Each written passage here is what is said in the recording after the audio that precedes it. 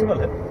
इसलिए एक तो हमको जो भी हमारी धार्मिक नदियां हैं उन पे ब्रश नहीं करना चाहिए, उन पे वस्त्र नहीं धुलना चाहिए। अच्छा, तो तीन जरूरी है। बहुत सारे लोगों को मैंने अभी देखा है जो गंगा जी में चप्पल धुल रहे हैं, और वो वही लोग धुल रहे हैं जो ज्ञान की बात कर रहे हैं। कहीं पॉलीथीन पड़ी है, कहीं भी नदी में कोई भी किसी प्रकार का कचरा है उसको आप उठाएं, उठा के बाहर रखें, माँ को प्रणाम करें। गंगा स्नान से मुक्ति मिलती होती है तो सारे मुक्त हो गए होते। प्रयागराज में जो भी लोग बस रहे हैं, वाराणसी में जो भी गंगा तट पे यह कहें कि हिमालय से लेकर और गंगा सागर तक जितने लोग बस रहे हैं लगभग डेली स्नान करते हैं तो सारे मुक्त हो जाते हैं। हम लोग जो भी लोग लगे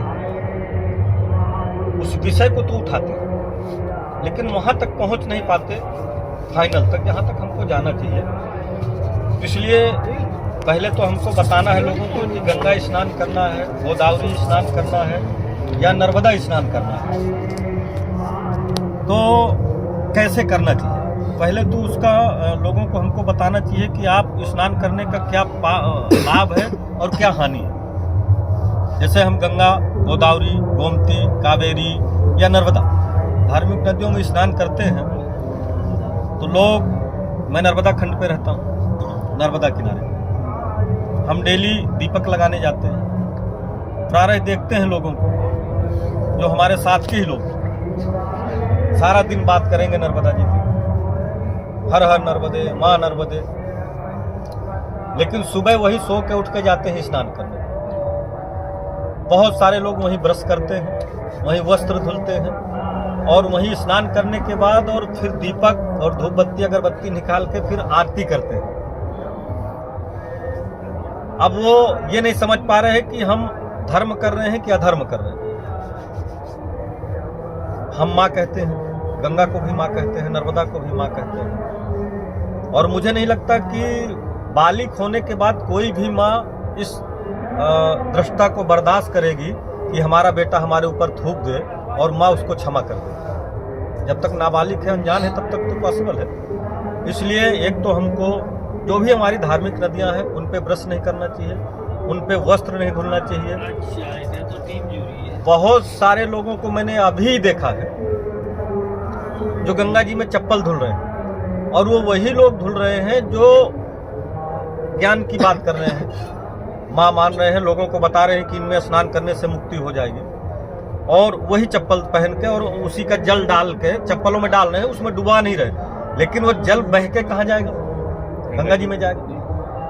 और फिर बात हमारी चरण पादुकाएं और हम गंगा जल से धुल रहे हैं, ये हमारा कैसा ज्ञान है। तो ये चीजें हमको समाज तक पहुंचाना पड़ेगा और जागरूक करना पड़ेगा कि आप जिस भी धार्मिक नदी में स्नान करने जाते हैं तो आपको पुण्य जब ही प्राप्त होगा जब आप घर से धुले वस्त्र पहने।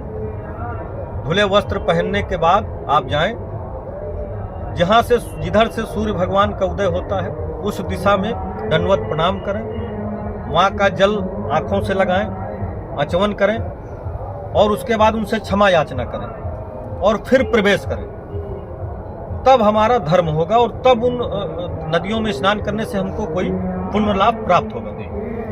ऐसे नहीं प्राप्त होगा कि घर से सो के उठ के आए और सीधे नर्मदा जी में या गंगा जी में कूद गए। बहुत सारे लोग जोर से कूदते हैं, जैसे नहर में और उन चीज़ों में कूदते हैं, तालाबों में, उस प्रकार से वो पाप है। और क्योंकि जानकारी न होने की वजह से भी हो रहा है, और कुछ लोग जानबूझ के भी कर रहे हैं, क्योंकि वो बाहरी आवरण में तो माँ कह रहे हैं लेकिन अंदर हृदय में माँ का भाव नहीं है, क्योंकि जल दिखता है और जल को माँ हृदय से मान लेना बहुत कठिन कार्य है। कहने को तो हम सब लोग बहुत कुछ कहते हैं, परमात्मा है ये भी हम कहते हैं, लेकिन मुझे लगता है कि बहुत अधिक परसेंटेज है जो कंफ्यूज है और कहते ही हैं, पता नहीं है कि नहीं। देखा तो किसी ने है नहीं। बहुत सारे लोग हमसे कहते हैं गुरुजी किसी ने देखा तो है नहीं परमात्मा को, और जब किसी ने देखा नहीं तो कैसे पता चलता है। छोटा सा एक उदाहरण है, क्योंकि हम विषय से भटक जाएंगे अगर दूसरी चीज ले लेंगे, लेकिन समझाने के लिए, जैसे किसी ने हमको गांव में बता दिया कि वो अमुक पीपल के पेड़ के पास से मत निकला, वहां भूत रहता है, और हमारे हृदय में वो बात बैठ गई कि उस जगह से नहीं जाना है, भूत रहता है। और कभी ऐसा समय आया कि हमको रात्रि में उस जगह से निकलना पड़ा और कहीं धोखे से उसकी टहनी में या कहीं से भी हमारा कोई वस्त्र उलझ गया तो हृदय में एकदम भय बैठ जाता है। या मुख्य व्यक्ति ने कहा था यहाँ भूत रहता, भूत ने पकड़ लिया, और हम हनुमान चालीसा इत्यादि जो भी उपचार है करने लगते। लेकिन हमारे वेद वेदांत शास्त्र और साधु साधक कई युगों से चिल्ला रहे हैं कि भगवान है, लेकिन हमको विश्वास नहीं होता क्योंकि हमने देखा नहीं, देखा भूत भी नहीं है।